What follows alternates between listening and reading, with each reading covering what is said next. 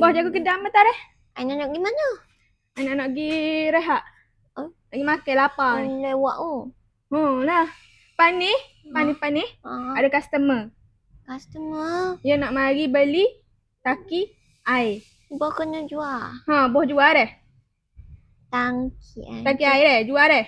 Beli-beli hak tu buat tahu. Buat flower ada.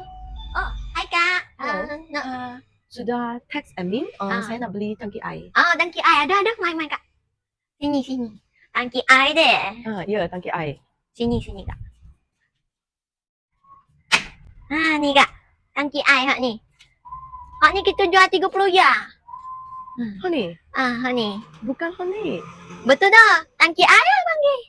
Saya nak pasang dekat kereta saya. Boleh masuk kereta ni. Kak kena modify diri lah. Modify masuk kereta. Masuk alik belakang tu. Boleh. Kak kena adjust diri. Kena pandai-pandai. Hak ni tambah horsepower cukup Kak. 30 ya je Kak. Boleh tambah. Tak mau lah. Aduh, customer lah ni.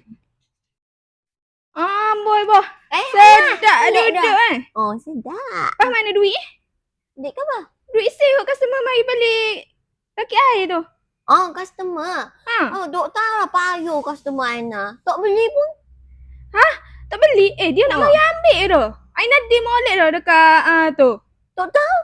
Bau you macam muka tak si beli. Pelik lah.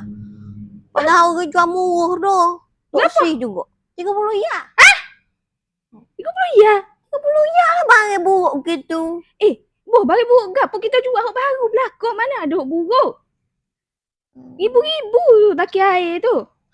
Tangki air buruk gitu mau je ibu. Boh tunjuk mana? Hak tu kan no. Hak tu? Hak no.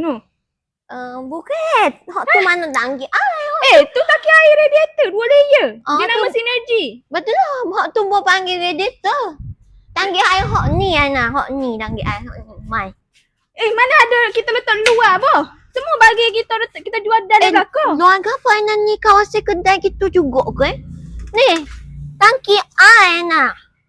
Buruk gitu mau nak jual beribu-ribu. Boh jual hak ni? Mau nak sabar Ana. Boh jual hak ni ke customer? Bukan hak ni boh. Lah boh ni nyusah sama lah. Bagi jual sikit tak boleh. Di mula lah Shanghai tu tak balik. Ni, jual hak ni kan? Masuk. Ana. Masuk.